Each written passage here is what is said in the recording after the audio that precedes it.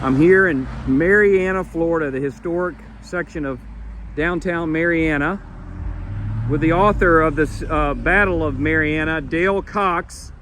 And Dale's going to talk about this. Well, what you see here, this is the gravestone of Francis R. Ely, who was the builder and owner of the Ely mansion that we visited just earlier. And you see how it's shattered on one side. This was caused by where bullets struck the tomb during the Battle of Marianna. And over time, the cracks that those bullets created expanded with the seasons and the freezes and the heat, and slowly began to shatter the marble of his tombstone. And you can see from where and the way that the bullet marks are on here that they were coming from the west, from that direction. The reason why is that after the militia was pushed back from around the main street itself, they fell back into the churchyard here around St. Luke's Episcopal Church.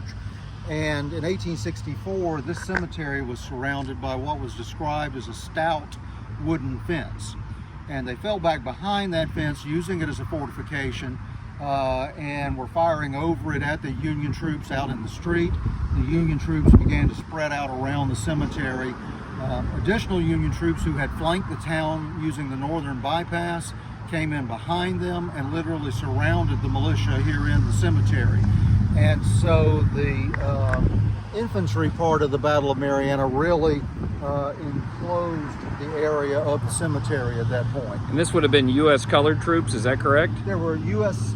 Colored troops, and there were also dismounted cavalry who took part in this fight.